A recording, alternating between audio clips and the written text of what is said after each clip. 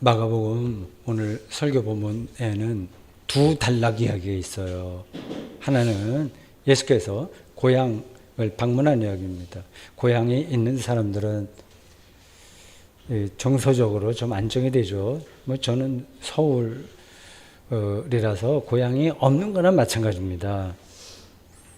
예수께서 고향을 방문했어요. 몇 년 만에 방문했는지는 모릅니다. 한 수년 만에 갔을까요? 아니면 일찌감치 고향을 떠날 수도 있고, 어제 오래간만에 갔습니다. 안식일이 됐어요. 경건한 유대인들이 하듯이 예수께서도 안식일에 회당에 갔습니다.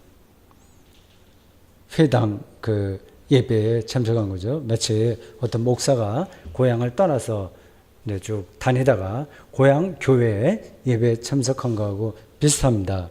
예수께서는 랍비들이 하는 역할을 거기서 감당하셨어요. 설교하신 겁니다. 거기에 모였던 사람들이 좀 놀랐다고 해요. 그 전에 알던 예수하고 좀 다르거든요. 아마 예수님에 대한 소문도 익히 들어서 많이 알고 있었을 겁니다. 놀라긴 놀라웠는데 좋은 뜻으로가 아니라 좀 나쁘게 반응을 보입니다. 3절이 이 사실을 이렇게 전해요. 사람들이 하는 이야기예요. 이 사람이 마리아의 아들 목수가 아니냐. 야고보와 요셉과 유다와 시몬의 형제가 아니냐. 예수님의 동생들을 가리키겠죠. 가톨릭 교회에서는 사촌들이 다 얘기하긴 하는데 어쨌든 친족들이에요. 그 누이들이 우리와 함께 여기 있지 아니하냐 하고 예수를 배척한지라. 예상외죠. 환영해야 되는데 배척했다고 해요. 그들의 태도가 이해되지 않은 건 아닙니다. 자기들하고 똑같은 평범한 사람으로 생각했는데 얼마 만에 와서 아주 비범한 사람처럼 말도 하고 행동도 하고 또 그런 평가도 있고 하니까 그 상황을 받아들이기가 좀 어려웠던 것 같습니다. 사실은 고향 사람들만이 아니라 당시 예루살렘과 유대 지역의 지도층 인사들은 대부분 예수님을 무시했습니다. 못마땅하게 생각했습니다. 그렇지 않을 거라고 여러분들 생각되시죠? 예수님이 아주 특별한 분인데 왜 사람들이 그렇게 멀리하지, 무시하지 생각이 드시죠? 요한복음 1장 43절 이하에 따르면 빌립이 나다나엘 고향 친구에게 와서 내가 정말 특별한 분을 만났어. 전했어요. 예수님을 만났다는 거죠. 그랬더니 나다나엘이 이렇게 이야기합니다. 여보게 나사렛에서 무슨 선한 것이 날 수 있느냐. 무시하는 얘기죠. 촌놈이 뭐 별거 있겠냐. 그냥 제가 속되게 표현해서 그런 반응입니다.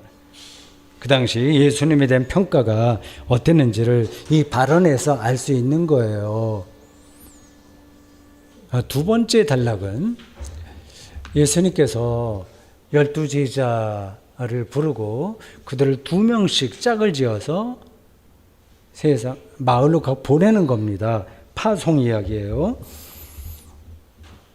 6장 7절에 따르면 그 2명씩 이제 짝을 지어서 아주 재미있는 표현이 나와요. 더러운 귀신을 제어하는 권능을 주셨다고 해요. 오늘 설교는 이제 이 이야기가 무슨 뜻인지를 푸는 겁니다. 더러운 귀신을 제어하는 권능을 주었다고 그래요. 그럼 주고받고 할 수 있는 건가요? 그게 뭘까요? 궁금하죠? 이 권능은 앞서 고향 사람들이 예수님에 대한 평가를 할 때도 나온 단어예요. 그들은 예수님의 설교를 듣고 앞에서 말한 대로 놀라긴 했는데 근데 이렇게 말합니다. 이 사람이 받은 지혜와 아는 게 많은 것 같거든요. 그 손으로 이루어지는 이런 권능이 어찌 되면요. 권능이라고 표현했어요. 똑같은 단어입니다.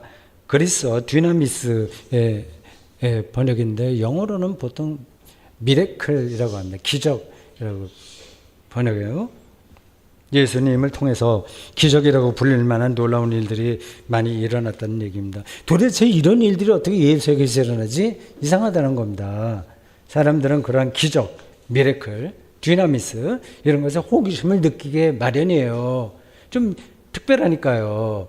오병이어 기적 이야기 보면 수천 명이 모였다고 하지 않습니까? 그런데 사람들의 관심을 보이기 마련입니다. 그런데 이러한 일들은 뭐 기적, 뭐 표적 이런 일들은 하나님이 그 사람과 함께한다는 증거가 아니라 오히려 악령이 함께하는 증거라고 비판할 수도 있어요. 그러한 이상한 일들은 여기저기서 많이 일어납니다. 지금도 마찬가지예요. 누가복음 11장 14절에 따르면 사람들이 이렇게 얘기해요. 예수가 귀신의 왕 바알세불을 힘입어 귀신을 쫓아낸다. 별거 아니다. 바알세불 귀신의 왕도 그런 일을 한다. 그렇게 비판했어요. 더러운 귀신을 제어하는 권능을 준 다음 그 이야기가 뭔지 뒤에 설명할게요. 다음에 예수께서는 제자들에게 이제 길을 떠나서 여러 곳에 다녀야 되는데 여행할 준비를 하지 마라. 그렇게 좀 이상하게 말합니다. 지팡이 외에는 양식, 배낭, 돈 준비하지 마라. 신발 그냥 신고 있는 거 그것만 해라. 그리고 옷도 여벌 준비하지 말라고 했습니다. 만반의 준비를 하더라도 그 여행을 하게 되면 언제 무슨 일을 만날지 모르는데 아무것도 준비하지 말라는 거예요. 이게 좀 비현실적으로 들리긴 하겠지만 제자로 살려면 오직 하나님만 의지하라는 가르침으로 받아들이면 됩니다.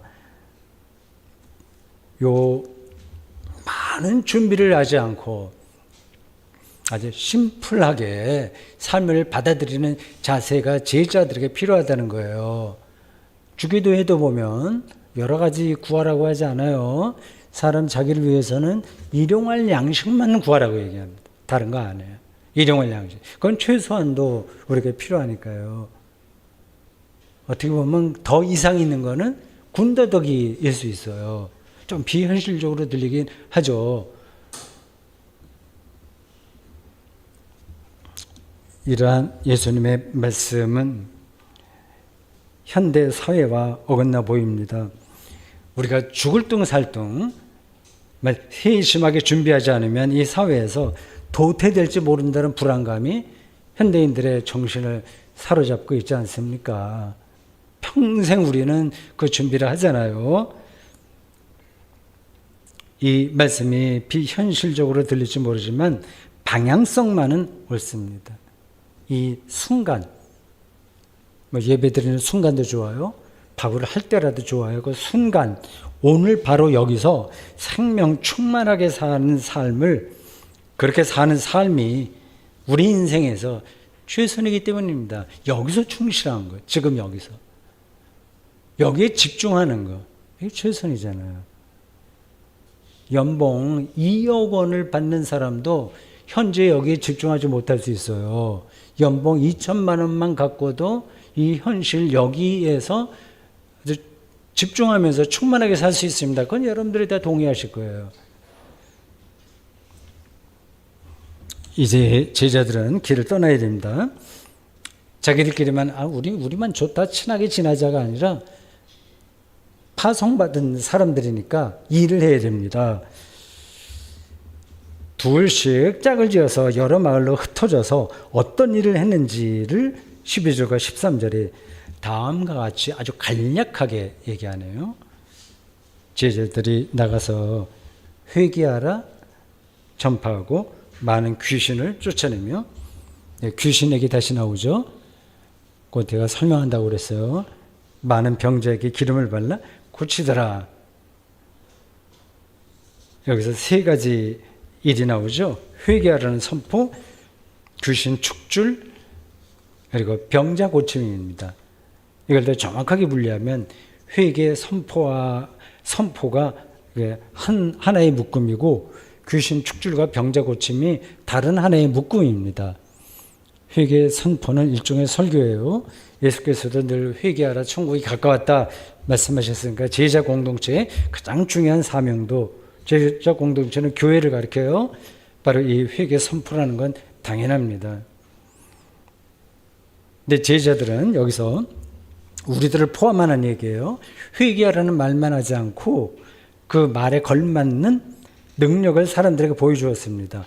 그 능력이 바로 귀신 축줄과 병자 고침이에요.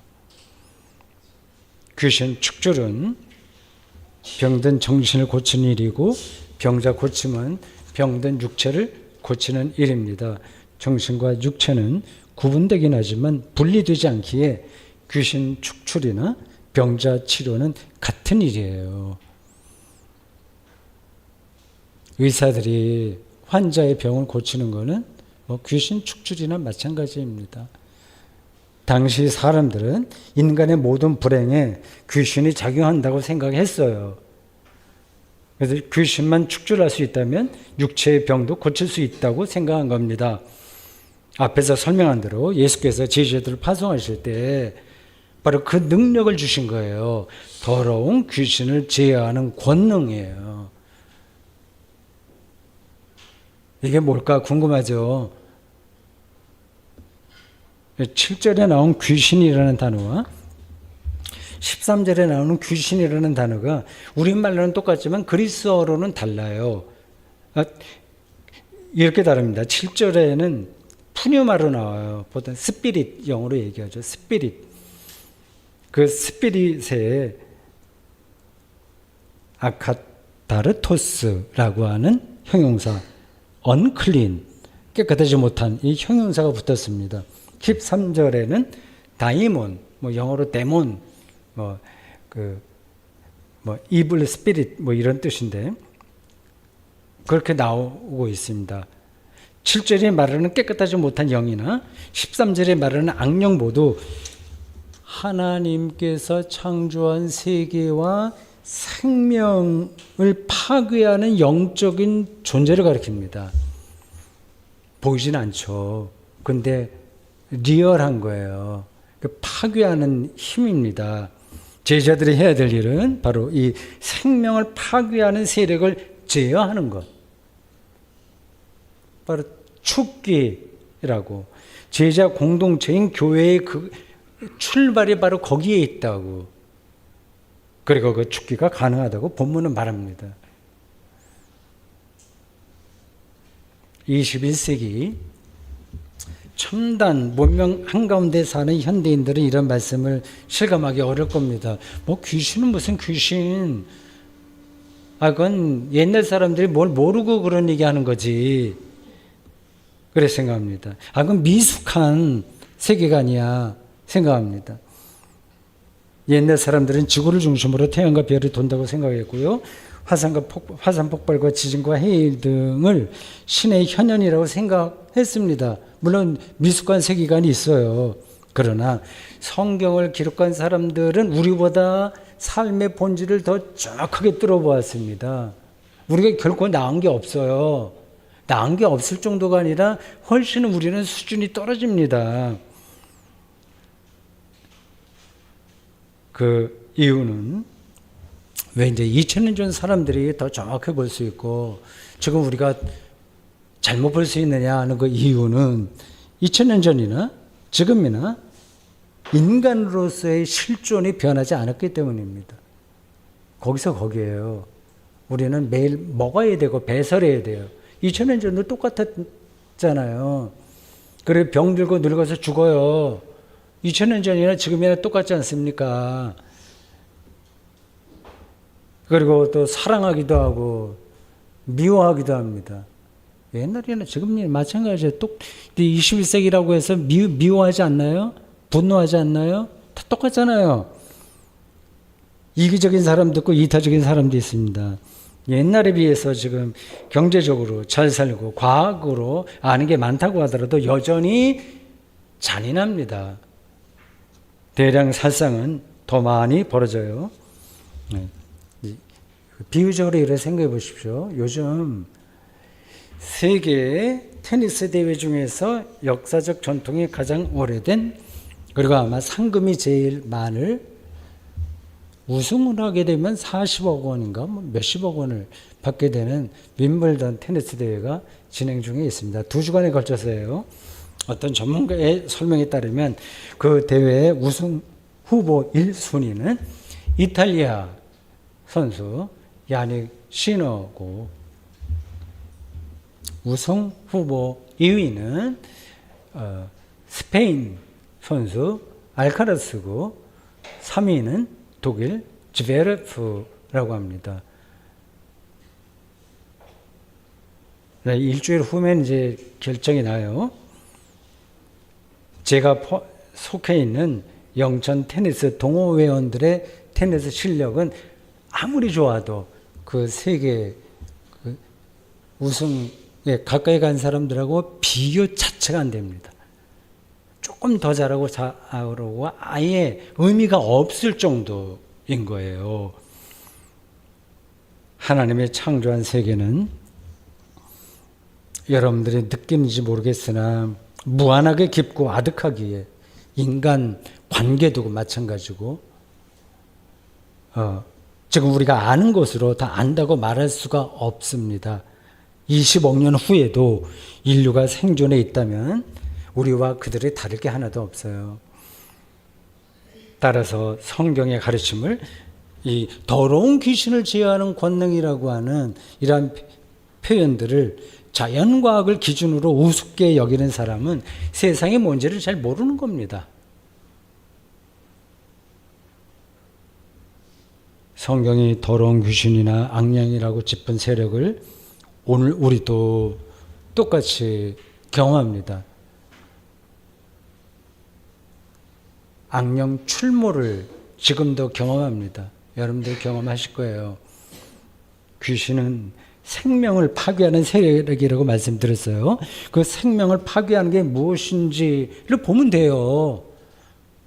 그 대충 답은 우리가 다 알고 있습니다. 우크라이나와 팔레스타인 가자 지구에서 지금도 전쟁이 이어지고 있지 않습니까? 더러운 영, 귀신의 작용이다. 이렇게 말해야 당연한 거잖아요. 너무 말이 안 되는 일들이 벌어지고 있지 않습니까? 아무리 말려도 해결이 안 되지 않습니까? 인간 외에 자기 종족을 이렇게 죽이는 동물이 또 있을까요? 동물들은 배고플 때만 누구를 잡아먹습니다. 인간은 배가 불러도 그런 일을 하거든요. 귀신이 그렇게 한다고 말할 수밖에 없는 상황인 거예요. 표현이 좀 고대식인 거지 실체는 똑같습니다. 세계에서 유일한 분단 국가인 남북한 사이에 전쟁이 내일 일어난다고 해도 크게 이상하지 않습니다. 이게 말이 되나요? 남북 분단이 지금 거의 100년 가까이 이어진다고 하는 게 이게 정상적인 거라고 우리가 받아들일 수 있나요? 우리나라 노인들과 젊은이들의 자살률이 세계에서 가장 높다고 합니다. 젊은이들의 생명을 파괴하는 세력이 곧 귀신이고 악령입니다.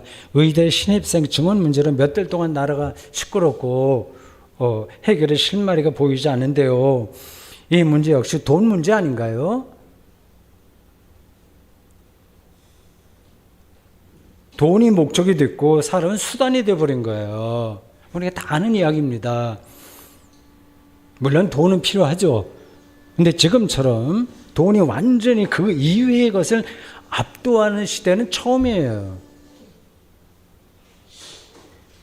이럴 바에야 제가 초등학교 중고등학교 다니던 그 시절 60년대 70년대 대학교 다니던 시절 다 같이 가난했지만 재밌었거든요.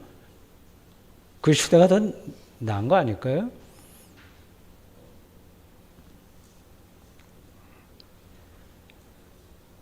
인간의 도구화 현상이 귀신 작용이 아니면 무엇이겠습니까? 저는 그렇게 생각합니다. 이런 사회 현상을 일일이 거론하기 시작하면 사회 현상만이 아니라 우리의 심리도 이상하게 돌아갈 때 많잖아요. 그런 건 여러분들이 잘 아실 거고 그런 건 끝이 없어요. 말하기 시작하면 여러분들에게 맡기고 귀신 들렸다는 말이 인간의 존엄에 속한 자유상실이라는 사실만은 더 짚어야 되겠어요. 인간의 존엄 유지하는 자유가 상실되는 게 귀신 들림입니다. 귀신 들린 사람은 자기 삶을 스스로 제어하지 못해요. 알코올이나 마약이나 인터넷 게임에 중독되듯이 사람의 고유한 자유를 상실하는 겁니다. 겉으로는 현대인들이 계몽주의 이후로 나는 이성적이야. 나는 자유로운, 내가 모든 거 하고 싶은 대로 마음대로 해. 이렇게 말은 하지만 실제로는 전혀 이성적이지도 않고 자유롭지도 않습니다. 사람은 스스로 생각하는 것만큼 그렇게 똑똑한 존재가 아닙니다. 그래서 성경은 사람을 가리켜서 피조물이다. 그리고 죄인이라 얘기합니다. 사람을 낮춰보려고 하는 게 아니라 사람의 본질을 정확하게 뚫어본 거예요.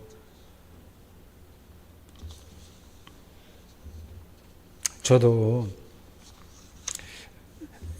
저 자신을 이제 성찰할 때 보면, 저 자신을 돌아보면, 말은 그럴듯하게 하는데, 이제 우리 딸들이 뭐 늘 평생 동안 그런 말을 들었으니까 잘 알 텐데, 근데 속으로는 또 다른 생각을 하는 거예요. 그러니까 이중적일 때가 있는 겁니다. 그러니까 다른 생각이 저를 지배하는 거예요. 저 스스로 자유로운 사람이 아니라는 사실을 인정할 수밖에 없습니다. 자유롭지가 못해요. 그렇게 나름으로 평생 동안 자기를 성찰하고 신학 공부를 했다고 하는 사람인데도 그게 안 됩니다. 자기 힘으로 되는 게 아니에요. 자유롭지 못하다면 곧 귀신 들린 거죠.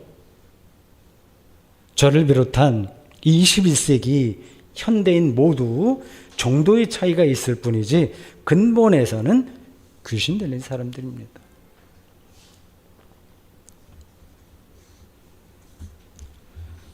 제자들은 많은 귀신을 쫓아냈다고 하네요. 그게 뭘까요? 제자들의 축기 능력은 뭘까요?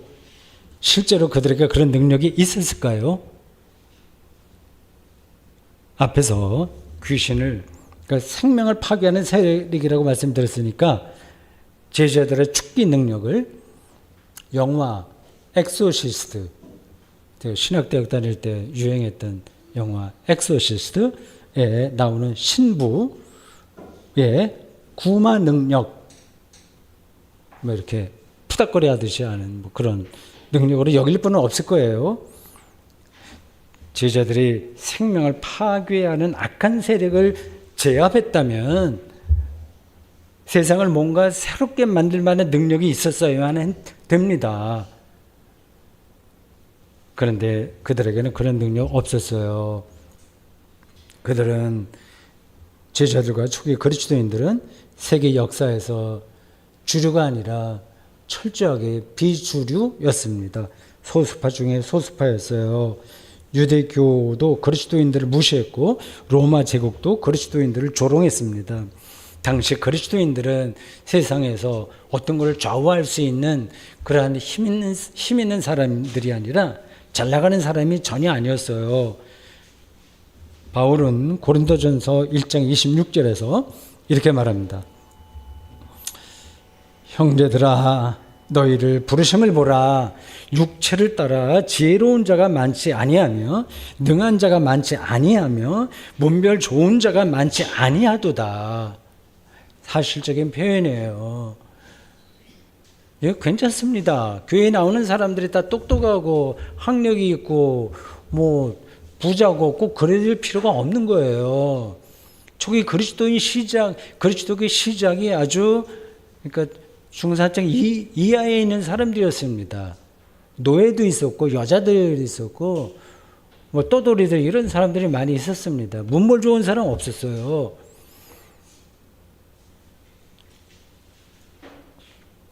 이런 점에서 볼 때 제자들이 많은 귀신을 쫓아냈다는 말은, 그러니까 뭐 세상을 확 바꾸는 그런 능력이 있다고 하는 말은 별로 근거가 없는 것처럼 들려요.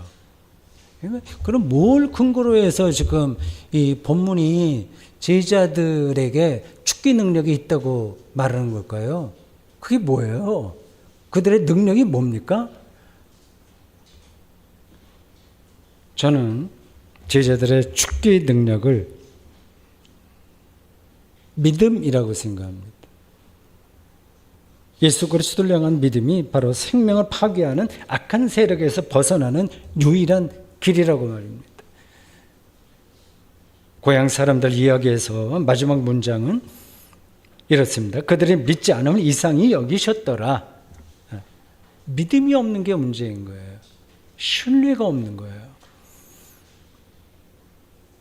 제자들이 2명씩 짝을 지어서 세상에 나가서 회개하라 선포했다는 말은 예수님을 믿었다는 걸 전제하는 겁니다. 그리고 회개하라는 말은 예수님을 믿으십시오라는 말하고 같은 뜻이에요. 그들이 전한 건 오직 한 가지입니다. 예수 믿으세요. 그냥 형식적으로가 아니라 예수를 자기 삶의 근거로 삼으십시오. 아주 실제로 그렇게 하라는 호소였습니다. 오늘 우리도 제자들처럼 예수를 믿는 사람들이에요. 저도 오직 이거 하나만 붙들고 살았습니다. 뭐 목사로 살고 신학자로 살고 하여튼 그런 책 쓰고 이런 것들은 저에게 중요하지 않습니다. 내가 어떻게 믿는 사람으로 사느냐는 것만 중요한 거예요. 그것만이 우리에게 온전하고 유일한 삶의 우리의 공동 근거이자 사실상 그건 자랑거리예요. 우린 믿는 자들이라고 하는 사실입니다. 이게 말이 되나요? 그 믿음이라고 하는 게 뭔데 그게 축기 능력이란 말이지. 좀 말이 좀 관념적이다. 아니, 현실에 맞지 않는다. 이렇게 생각할 수 있을 겁니다. 저는 우리 신앙의 선배였던 사도 바울의 말을 소개하겠어요. 그의 심정이 어떤지가 느껴질 거예요. 빌립보서 3장 8절에서 9절을 세 번역으로 읽겠습니다. 귀담아 한번 들어보세요. 그뿐 아니라 내 주 예수 그리스도를 아는 지식이 가장 고귀함으로 나는 그 밖의 모든 것을 해로 여깁니다. 참 높은 단계죠. 나는 그리스도 때문에 모든 것을 잃었고 그 모든 것을 오물로 여깁니다. 나는 그리스도를 얻고 그리스도 안에 있는 사람으로 인정받으려고 합니다. 나는 율법에서 생기는 스스로의 의가 아니라 그리스도를 믿는 믿음으로 말미암아 오는 의 곧 믿음에 근거하여 하나님에게서 오는 의를 얻으려고 합니다. 좀 길게 제가 인용했습니다. 내용은 간단해요. 이 바울은 지식인이에요. 가말리엘 문화생으로서 지금으로 말하자면 신학 박사고 하여튼 대단히 뛰어난 사람인데 변호사 판사급에 해당하는 사람인데 다 오물로 여겼다. 예수 그리스도를 통해서 하나님으로부터 의를 얻는 것에 자기 인생을 걸었다. 얘기하는 겁니다. 바울이 고백하는 이런 믿음이 있기에 악한 귀신과 악령이 좀비처럼 곳곳에서 출몰하는 21세기 오늘날에도 우리가 정신을 차리고 살아가는 거 아니겠습니까?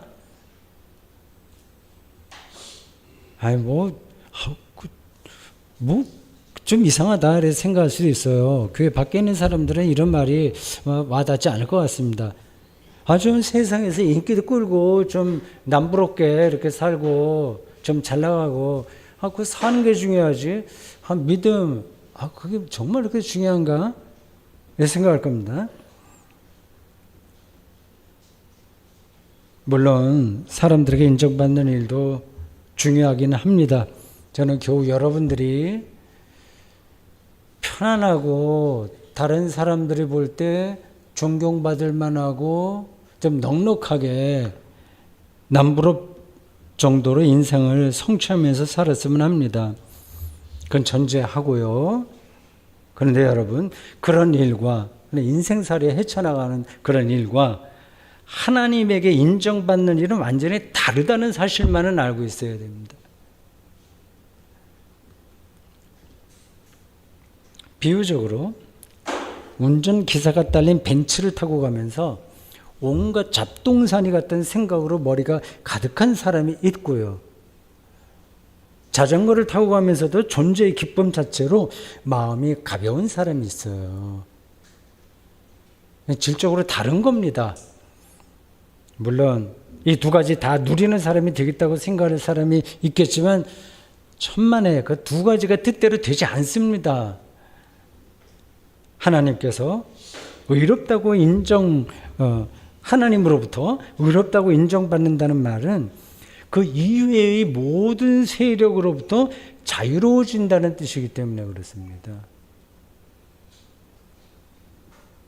문제는 하나님에게 인정받는다는 사실이 너무 멀게 느껴진다는 데 있겠죠. 어떻게 실제로 이런 것을 경험할 수 있을까요? 답은 여러분들이 다 알고 있습니다.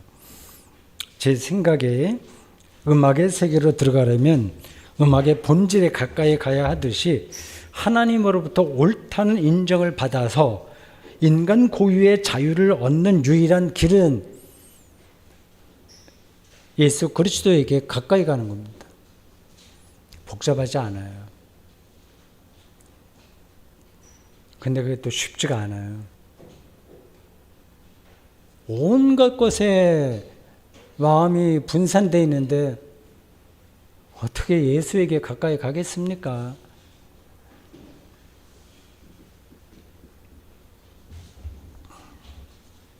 주는 그리스도시요 살아계신 하나님의 아들이시다.